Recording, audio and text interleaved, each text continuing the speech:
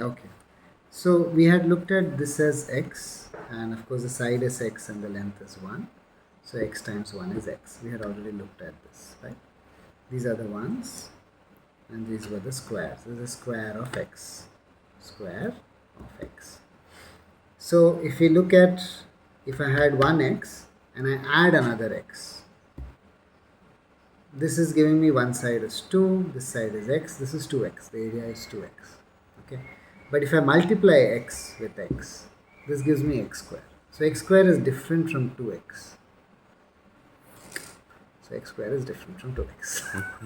Right. Alright, we can stop. Okay, so when we think of differentiation, it basically means you have a quantity, you increase something, and then you see with respect what is the ratio of what is the total that has changed with respect to what small change you have made. So we're going to do it for x square visually. Okay, actually we can do it for x very quickly. So if this is x, now we know that this length is x. I'm going to use this white paper. Fine, let's do it in a corner at least.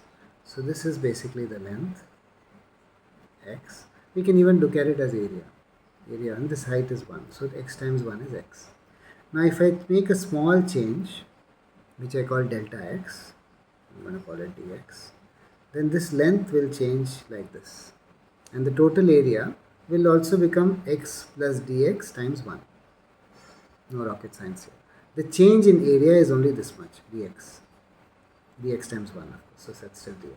So the ratio of change of area change, this is called dA, change of area, divided by dx, ratio.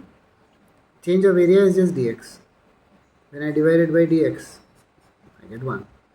So basically if I take the derivative of x, it's 1. This is not surprising at all. Okay. Now we wanted to just look at x square. So x square, remember, is x this side,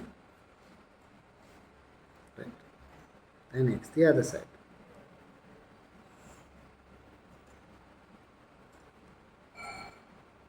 Okay, so now when I change x by delta x, it changes in both sides. It changes in both the dimensions, not just in one dimension. So I change this, a small dx. I change that, a small dx.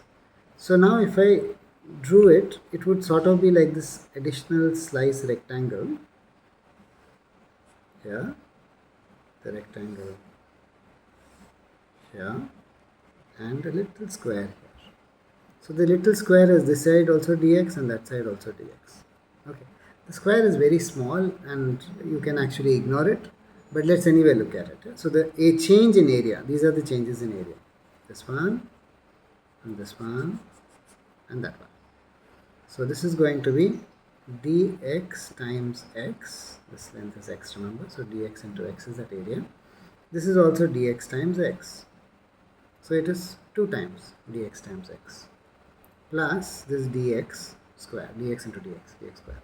Okay, so this is actually my change in area. I should have left some space for that. Okay, sorry, this is not a nice way to do it, but anyway, this is dA. Okay, so as before, I take a ratio with dx.